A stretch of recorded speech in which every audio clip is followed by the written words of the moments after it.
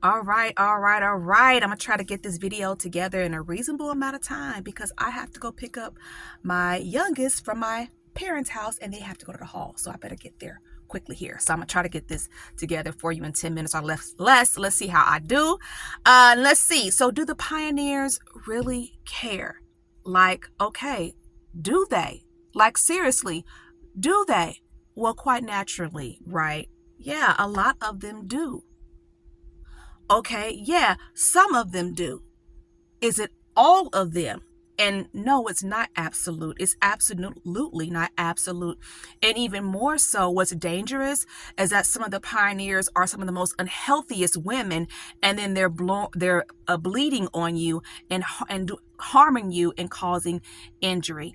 That's one big thing that I learned. There is a pioneer sister. I love her so much. She's the one who helped me absolutely the most. And that's one thing that she told me. I was telling her about previous things that other women had told me in the truth or in the religion of Jehovah's Witnesses. And she was like, whoever told you that was not a healthy person. I'm like, it was the pioneers. I'm doing what I'm supposed to do. Go to the pioneers, the most spiritual people in the congregation. They're telling me this bad information. Let's get into this video, okay? So, hey, I am Myra Cassidy, empowerment coach, religious trauma specialist, speaker, actress, and writer. And you're watching Sisters Living with Religious Trauma Syndrome. What is this about? This is about me raising awareness to an emerging field, that of religious trauma, because I do have religious trauma syndrome and it is horrific. Okay, I know it's very confusing. And I'm learning as I've been going in this journey. I am an active witness. And I know that's very confusing for a lot of people.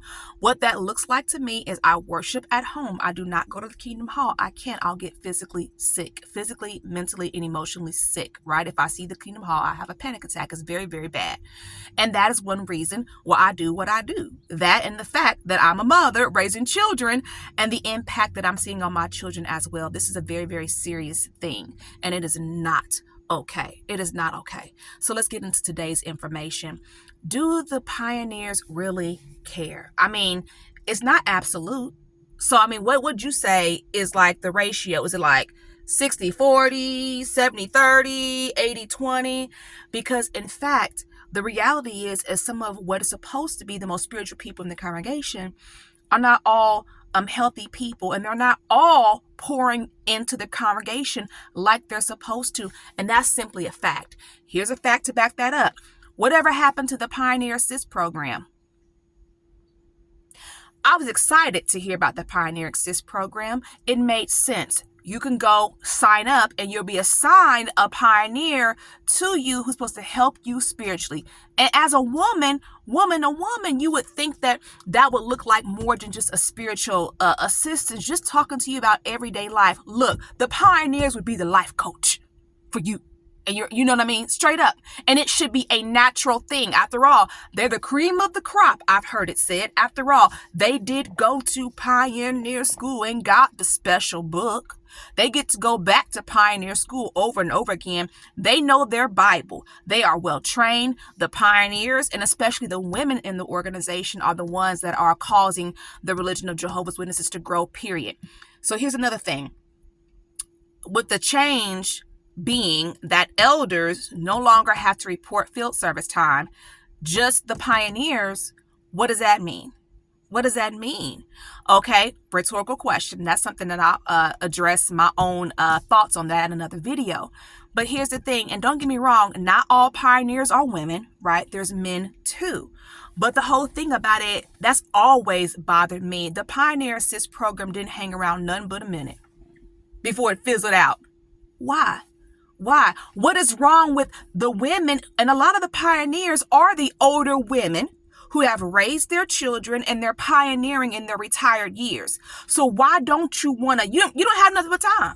So why is this program, right, dissolving when all you have is time left? Why can't you pour it out into other people in the congregation who need assistance? Because that is, after all, a part of your spiritual job. That's the way I understand it to be. So one thing I want to say about that is it love or love bombing? Right? Is this love or love bombing? right? And I can speak on that because I'm getting ready to share with you the pioneer sister that helped me the most. Don't get me wrong. Um, you know, I'm talking about this sister stood by me. She this was her thing, because I asked her, why is it that now, after I've been through so much, be it inactive, because I was trying to reactivate myself, right? And that's exactly when she walked into my life, right? And I'm like, so why now? Why now? Why now? You know what I mean? I needed someone like you all those years ago, who was willing to see me for who I was and to hold me down and to give me free access. So this wonderful pioneer sister, she was like, you can call me 24 hours a day. She taught me the importance of going the distance with people. She said a lot of people, they don't go the distance. You have to be willing to go the distance for people. But of course, after everything, I'm sure she had heard about me. You got this book out here, you doing all this public speaking. This is different. What is this? So she did the best she knew how to do. And we had a deal. The deal was she would have my back and be there for me as long as I kept going to the Kingdom Hall. And the beautiful thing about this sister, I mean, we had some deep conversations. I would call her sometimes 2 a.m., 3 a.m. in the morning crying. Remember, I'm grieving at this point, right? So long story short, and that's another issue to talk about another time, trying to watch my time. I had held so much inside that when my ex revealed that, he went on with his life, public reproof. I mean, what is it? He was on private reproof, whatever it is, whatever. He committed adultery, whatever. That I actually began to grieve. And it was a shock for me. I did not know what was wrong with me, what is going on. And it took a mental health professional to say, you're grieving. I'm like, how could I be grieving? I mean, I was cool all this time. Now I'm grieving. And it's just the way that it all, works, and that's a good part of my play too. That's one of the parts of my play it's really, really good how I break that down, the grief that I felt when I went through. But long story short, so I'm trying to reactivate myself, right? I was inactive for 2 years, and pretty much the reason why I became inactive in the first place was because of all of the abuse, right? The passive aggressive behavior from people in the congregation, all of the gaslighting from my ex. Oh my God. I mean, one time he got me so good that I told him, I was like, you can come back home. Like, you can come back home. He's getting ready to cry. Oh, I'm so sorry. I understand your PTSD. And I was like, okay, look, let's just sleep on it. Meet tomorrow and then make a plan for us to reconcile. And the next day he's like, I didn't say that. I didn't do that. What you mean? And that's when I first caught it, right? The narcissism. I was like, okay, so then how are we going to reconcile and get back together? Because after all, this is what you're saying, you're one. And he's like, we'll see. What? So, you know what I mean? The narcissism. I mean, oh my God. I mean, and even when I got to the point of getting so spiritually weak that I told him I'm not going to the hall anymore, the kids can go to the hall with you, he just smiled. He grinned. He got what he wanted because he went right in the first place. But long story short, getting to the point of the pioneers, you have to have people there that are there to help you build resilience. And my issue was over and over again going to pioneers, and they were not healthy people. They themselves are being abused, right? Or they themselves were survivors. I guess I'll call them survivors of violence, seeing that I guess the abuse had stopped for a number of years because they were now older. But now you have a pioneer who's bitter and mad about it. Like she's still ticked off about it.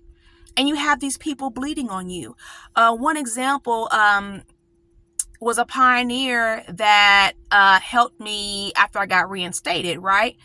She came back into my life years later, and then her own daughter, who was a pioneer, warned me. Like, she's like, my mother has a vindictive spirit. I'm telling you, you got to watch her. And it was so hurtful. And this is in my book, how, after all these years, because she knew that I was being abused when I had came back to the truth, because she was studying the Bible with me. Long story short, it's getting kind of confusing, kind of long. But long story short, our study stopped when I got married, right? And then years later, she ended up moving to the hall that I was going to, and I was having difficulty, right? Right around the time this PTSD thing is forming, right? And, she told me that if I didn't learn how to appreciate my husband, he would find another woman who would.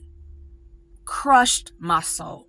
I'm like, oh my God, this is the person who, when I got reinstated, the first pioneer sister that I was assigned to didn't do her assignment. We had like 2 Bible studies and she went behind my back and told my dad that I was saying bad things about our family. And then she just like avoided me for like 6 months. And then another sister comes in and she taught me so much about balance, right? It was a beautiful experience. But then when she came back into my life later on, it was very, very confusing and very, very hurtful to go through. So when the pioneer that I'm talking about now, who came into my life later on to reactivate me, she did a really great job. Because at that point, my mind was so locked and clouded, I couldn't even remember a majority of scripture. It was a struggle. But when I started talking to her and things like that and pouring out my soul to her, stuff started to come back. And I would start remembering scriptures, and I would text her sometime and say, okay, what scripture is this? And she would tell me. It's like she took the key that was locked and turned it, and the door opened a little bit so that I can go ahead and come on through and fly. And then going to Indiana Western University, of course, helped me process a whole lot of stuff. Although I cannot read the New Word Translation of the Holy Scriptures, right? I could at least read a little bit of the English Standard Version, right, from time to time. That's how I got through school. So the thing about it, this pioneer was there for me. That's my whole point. She was there for me for a year. She worked with me. But unfortunately, what happened is right then in that point, I didn't realize that I was running into my triggers. So the very first in-person assembly right after COVID was just simply too much from my body. And literally I had to go home over lunch. And I think I've told this story before. And by the time I got home, I couldn't even make it to the door. My body had just stiffened up on me. And I literally was in the bed for several days, had to call off work, trying to heal just from being in the assembly with all these people. Remember, my family's big in Indianapolis. So I actually had reached out to a lot of people. I didn't realize that the first hall that I went to after getting married, that was their circuit. So I'm in the room with everybody from my old hall. I'm in the room with, different people, pioneer sisters who I tried to reach out to before about the domestic violence situation. We are all in this one room. My ex-mother-in-law's in the room, right, at this assembly, at the convention. And I just couldn't do it and had to go home and literally got physically sick. And that's when I said, I learned my lesson, I'm done. And there were people who were telling me when I told, certain people that, I'm gonna go back to the Kingdom Hall. I'm gonna help my daughter. My daughter needs me. No, I'm going back. They were like, you are gonna hurt yourself. And I did. I pushed my baseline back. For me, it was worth it, right? Because it gave my baby girl some stability. It gave her something that she needed that was lacking. But long story short, I did learn my lesson about the dangers of trying to walk into your triggers. You don't know what's going to trigger you. I mean, some people can actually write down their triggers, right? But when it's religion, it's a lot of triggers. I mean, you could be triggered by so much and you don't know if one meeting, if you're okay. In the next meeting, another word is said or used, and now you're triggered and you're messing up your body. You're messing up your nervous system.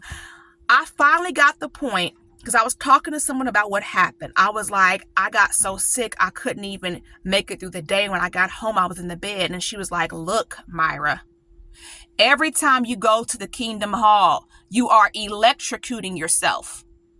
And I got the lesson. So I worship at home. Right? And I understand that for people to hear me say this, it just is like, oh my God, what is she doing? But always remember there's different pathways when you have religious trauma syndrome. And my pathway, though I coach anybody from any pathway, is hold on to your faith and drop the religion. My video is going super long. I'm going to stop it right here.